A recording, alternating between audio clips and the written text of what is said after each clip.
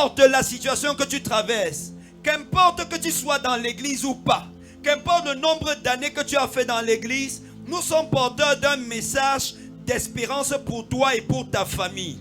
Dieu nous a fait venir ici afin de déclarer la fin de beaucoup de mauvaises choses qu'il y avait dans cette ville et de permettre que les gens le cherchent et soient bénis. Alléluia. C'est pourquoi je voudrais te dire, c'est possible de vivre la vie que Jésus nous demande. C'est possible d'arrêter de sortir avec les femmes. C'est possible d'arrêter la masturbation. C'est possible d'arrêter le mensonge. C'est possible de vivre sans se mettre en colère. C'est possible d'arrêter avec la sorcellerie.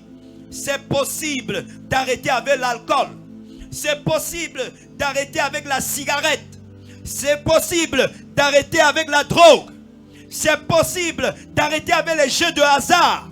C'est possible d'arrêter avec toutes sortes de prostitution. C'est possible de vivre dans la prière de manière régulière. C'est possible d'aimer toujours la présence de Dieu. C'est possible de se relever après être tombé. C'est possible de vivre dans la paix, dans l'assurance. C'est possible de prospérer dans tes affaires alors que tu as échoué longtemps auparavant. C'est possible de retrouver ta communion avec Dieu. C'est possible d'exceller dans le ministère pour lequel Dieu t'a appelé. C'est possible que les rêves que tu avais dans l'enfance puissent revenir et que tu puisses les accomplir. Dis à ton voisin, c'est possible. Dis-lui, c'est possible. Et avant des idolâtres, vous étiez avant des fornicateurs, vous étiez avant des efféminés, vous étiez avant des infâmes. Le mot infâme là-bas, c'est homosexuel. Vous étiez avant des voleurs, vous étiez avant des cupides, vous étiez avant des ivrognes, vous étiez avant des gens qui insultaient les gens, vous étiez avant des ravisseurs, des gens engagés dans la sorcellerie pour voler la vie des gens. Vous étiez, mais vous ne l'êtes plus. Vous étiez, mais vous ne l'êtes plus. Je suis venu dire à quelqu'un, peu importe la nature du péché dans lequel tu te trouves, le Dieu vivant qui nous a envoyés ici est prêt à te délivrer et à changer complètement ton identité. Amen. Alléluia. Amen. Et demain, quelqu'un parmi vous aussi dira, c'est ce que j'étais, je ne le suis plus. J'étais une prostituée, je ne le suis plus. Tous les garçons pouvaient coucher avec moi, maintenant ce n'est plus le cas. C'était mon passé. Pour que vous compreniez ce que Dieu veut faire avec vous, permettez que je revienne sur les personnes à qui on écrivait cette lettre. C'est l'apôtre Paul qui, après des années écrit à une communauté, un peu comme nous sommes passés à Aïos. Et dans quelques années, nous écrivons aux chrétiens qui sont à Aïos pour leur dire, pour leur rappeler ce que Dieu a fait dans leur vie.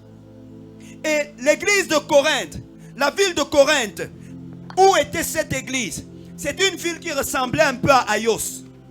C'était une ville portuaire. Et elle était située sur une route commerciale. C'est aussi le cas de Aïos, non? On est sur une route commerciale, la route Yaoundé pour le nord, où les camionneurs garent régulièrement. À Corinthe aussi, régulièrement, les marins venaient garer les bateaux. Et à cause de leur présence, il y avait la prostitution dans la ville. Les marins venaient, ils prenaient les petites filles des villageois corinthiens, ils couchaient avec elles. Et ils leur donnaient quelques petits jetons. Il y avait la prostitution à Corinthe. Il y avait la fornication. Les filles vivaient dans le désordre. À Corinthe, on ne pouvait pas s'imaginer une fille à un certain âge sans qu'elle n'ait connu déjà les rapports avec les garçons. Et à cause de ça, il y avait les maladies sexuellement transmissibles qui couraient à Corinthe. Les gens mouraient tôt parce que les maladies venaient abréger leur vie. Les maladies portaient dans la sale sexualité. C'était une ville où il y avait le commerce. Et à cause de ça, l'escroquerie s'était développée. Il y avait beaucoup de voleurs à Corinthe. Il y avait beaucoup d'escrocs à Corinthe. Et il y avait aussi beaucoup d'ivrognes. Parce que l'alcool avait trouvé un bon endroit où se développer. Les populations de Corinthe, beaucoup buvaient l'alcool, vivaient dans le sexe, dans le désordre complet. Et ils étaient dans le désespoir. Ils gagnaient beaucoup d'argent dans le commerce, mais tout ça finissait dans les bars et dans le sexe. Est-ce que ça ressemble à Aïos? Ça ressemble à Aïos? À l'époque, ils avaient les marins. Maintenant, à Aïos, on a les camionneurs. Vrai ou faux? Ils ont transformé les maisons qui sont au bord de la route en des petits bordels où ils récupèrent nos petites filles d'Aïos. Personne, ça ne se cache pas ici. Les gens boivent, les gens travaillent beaucoup. On m'a dit comment à Yos, les gens travaillent, ils font la pêche. C'est vrai? Ils ont les champs. C'est vrai? Mais où va votre argent? Quand vous avez fini de récupérer l'argent que Dieu vous a donné dans sa grâce, vous n'avez même pas la force de manger parce que le péché vous amène encore à aller dépenser tout ça dans les bars, dans les hôpitaux et dans toutes les autres choses. Atterrissent à Corinthe. Cet homme s'appelait Paul. Il est venu, il n'avait pas autre chose que le message de Jésus. Il est arrivé à Corinthe et il a commencé à parler de l'amour de Dieu manifesté en Jésus. Rapidement, ceux qui tirent bénéfice du péché des autres sont organisés pour demander à l'apôtre Paul de quitter la ville. Mais quand Paul voulait partir, Dieu lui a dit: ne pars pas, j'ai un peuple nombreux dans la ville. Nous nous souvenons, quand lundi nous avons commencé cette campagne, la pluie secouait. Nous on pouvait se dire: est-ce que la campagne va marcher? Est-ce que quelque part Dieu ne s'oppose pas? Est-ce qu'il n'y a pas trop de résistance? Mais Dieu avait un peuple nombreux à Aïos. Dieu avait des gens qu'il voulait sauver à Aïos. Il voyait ta vie, il voyait sa vie et il ne voulait pas nous laisser partir tant que tu n'as pas expérimenté la délivrance dans ta famille. Et l'apôtre Paul a commencé à leur parler de l'amour de Dieu en Jésus. Il leur disait seulement le même message que nous vous disons depuis lundi. Dieu vous aime et il a donné Jésus. Jésus est venu mourir pour vos péchés. Vous pouvez sortir du péché. Et certains Corinthiens pouvaient dire: Paul, est-ce que c'est vraiment possible? Moi j'ai chassé ma femme à cause de l'alcool. Je vis dans les vomissures tous les jours. Et ma femme maintenant est allée se remarier ailleurs. Est-ce que c'est possible d'être heureux? Et Paul te dit: viens à Jésus, tu trouveras le bonheur. Paul leur disait: l'alcool ne vous a pas sauvé, la boisson, l'argent ne vous a pas sauvé, le sexe et les femmes ne vous ont pas sauvé, mais j'ai quelqu'un qui peut changer votre vie. Et les Corinthiens se sont tournés pour venir à Jésus. Qu'est-ce qu'ils avaient bien à donner à Jésus? Ils n'avaient que de misérables vies. Et quand ils sont venus à Jésus, leur présent est devenu leur passé. Jésus les a changés complètement. Et la Bible nous dit qu'il les a... Avant vous étiez ça, mais maintenant vous avez été lavés. Vous avez été sanctifiés, vous avez été justifiés au nom du Seigneur Jésus d'aller à la croix pour tes péchés. La Bible dit qu'il a été trahi par l'un de ses proches. Les païens l'ont attrapé, l'ont humilié, l'ont battu. On a fouetté Jésus, on l'a fouetté sérieusement. Et la Bible dit que chaque fois que Jésus était fouetté, chacun des coups qu'il recevait, c'était pour qu'une maladie te quitte. Chaque fois que Jésus recevait un coup sur son dos, ça blessait son dos et en même temps ça apportait la guérison future que tu devais expérimenter. Alléluia. Et Jésus a souffert. On a déchiré son front avec une couronne d'épines. Il a fait un chemin douloureux en portant la croix. Et quand il est arrivé à Golgotha, le lieu de la souffrance, le lieu de l'agonie, où il prenait tes péchés, juste avant de mourir, il y a eu quelque chose qui s'est passé avec Jésus à la croix. Jésus a dit: j'ai soif. Il avait tellement souffert ce jour. Personne ne lui avait donné une goutte d'eau à boire. Il a dit: j'ai soif. Et certains se disaient peut-être, il a peut-être soif de l'eau qu'on trouve à la maison. Mais Jésus avait soif de quelque chose d'autre. Il avait soif de ta vie.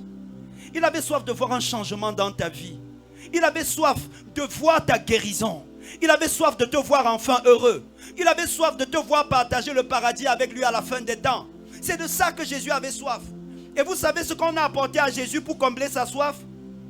La Bible dit qu'on lui a apporté du vinaigre. Avant qu'on ne lui apporte le vinaigre, on l'avait battu et il avait les plaies partout. Qui parmi vous a jamais mis le vinaigre sur la plaie? Qui a jamais mis? Moi, ça ressemble au vinaigre qu'on a mis sur une plaie. Quand Dieu regarde aux souffrances dans lesquelles tu te trouves, il se dit: mais ce n'est pas pour ça que j'ai créé cette femme.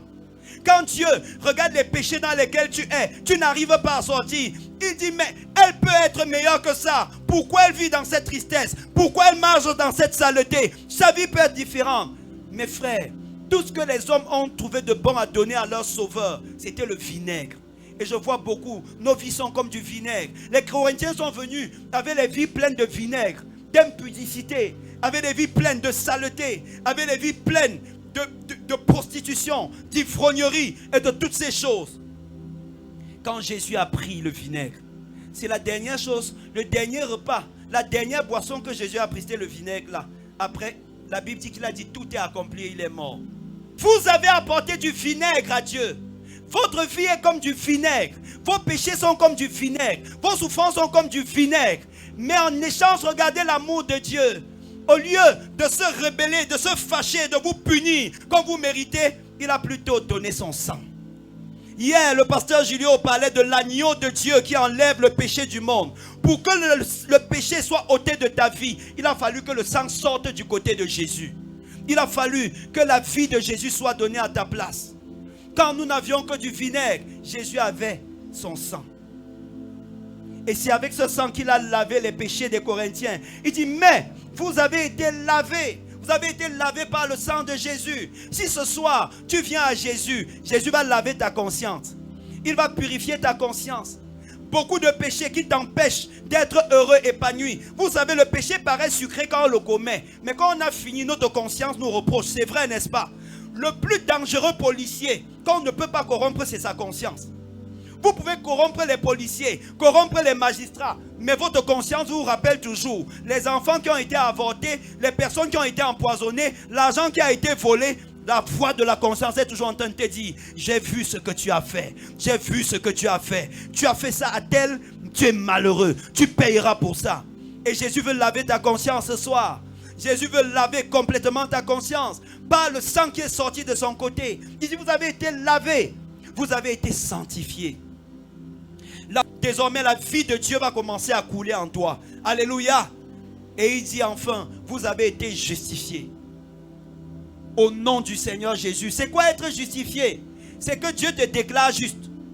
Les gens ici à Ayos, ça c'est une prostituée. Dieu dit que j'ai décidé à partir d'aujourd'hui, à cause de Jésus, elle n'est plus une prostituée. Son statut a changé.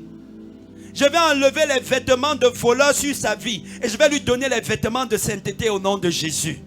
À partir d'aujourd'hui, aucune malédiction de tes parents ne t'attrapera encore parce que je vais te déclarer juste. Te déclarer juste, ça veut dire que tu ne devras plus rien à Satan. Les esprits ancestraux n'auront plus rien à réclamer. Les maris de nuit n'auront plus rien à réclamer. Les esprits de colère n'auront plus rien à réclamer. Tu seras justifié par le Saint-Esprit. Alléluia. Et le Saint-Esprit, c'est l'eau qui est sortie du côté de Jésus. L'eau qui sortait de son côté, c'était le symbole du Saint-Esprit qui devait nous être donné à la Pentecôte. Et le Seigneur a dit, si quelqu'un croit en moi, des fleuves couleront de son sein jusque dans la vie éternelle. Et si ce soir, tu crois en Jésus, l'eau qui est sortie de son côté sortira du tien et coulera éternellement. Avec toutes ces choses, mais ils sont sortis, lavés, purifiés, sanctifiés, justifiés. À Corinthe, quelques années après, on pouvait constater que les gens s'y servaient avant les idoles muettes. Mais maintenant, on voit parmi eux des gens qui prophétisent. À Corinthe, ils avaient tous les dons spirituels qui se manifestaient. Et la Bible dit que ces gens qui parlaient en d'autres langues maintenant, ces gens qui pouvaient prophétiser, ces personnes qui avaient des paroles de connaissance, ces personnes qui pouvaient maintenant prier, les malades guérissent, c'était des anciens voleurs. C'était des anciennes prostituées. C'était des anciens menteurs. Je voudrais te dire ce soir, la Bible nous a dit dès le début, ceux qui pratiquent le péché n'hériteront pas le royaume des cieux. Mais si tu viens à Jésus, il va te laver, il va te sanctifier, il va te justifier. Alléluia. À la place des idoles muettes que tu servais, tu vas commencer à servir le Dieu vivant et vrai. Et la puissance de l'Esprit de Dieu va faire de toi un instrument de la grâce de Dieu. Tous les miracles que vous nous avez vu faire ici depuis le premier jour, ce n'était pas parce que nous sommes des hommes puissants. Hier, nous étions aussi les voleurs comme vous. Hier, nous on cherchait les femmes comme certains parmi vous. Hier, on buvait la bière, le whisky et tous les autres alcools comme beaucoup parmi vous. Et on était incapables de se détacher de ça. Mais quand nous sommes venus à Jésus, il nous a lavés, il nous a sanctifiés, il nous a justifiés. Et il nous a fait suffisamment confiance pour nous envoyer parler de lui. Je suis en train de voir quelqu'un qui fumait la drogue ici, qui trafiquait la drogue ici à Ayos, changer complètement d'identité. Si les Corinthiens ont changé, c'est qu'il n'y a personne ici qui ne puisse être capable de changer. Je crois que tu changeras au nom de Jésus. Je crois que tu sortiras de tes péchés au nom de Jésus. Je crois que tu vivras une vie différente après cette campagne au nom de Jésus. Les gens seront surpris de te voir être un intercesseur à l'église au nom de Jésus. Les gens viendront te voir avec leurs problèmes. Tu vas prier, ils vont guérir au nom de Jésus. La voleuse, la prostituée, le menteur, l'homosexuel, le violent, le colérique seront tous changés complètement et deviendront des agents puissants de réveil dans cette ville. Est-ce qu'il y a quelqu'un qui veut se donner complètement à Jésus? Quelqu'un qui veut faire confiance au nom de Jésus? On dit ça s'est passé au nom du Seigneur Jésus. Qui veut confesser le nom de Jésus? Qui aimerait se détacher de ses péchés et croire en Jésus qu'il approche ici? Tu es fatigué de cette vie. Tu ne veux plus continuer à pratiquer ces choses. Tu veux arrêter avec la délinquance. Tu veux arrêter avec la masturbation. Tu veux arrêter avec tous les péchés dans lesquels tu es. Approche ici et nous allons prier ensemble. Viens à Jésus.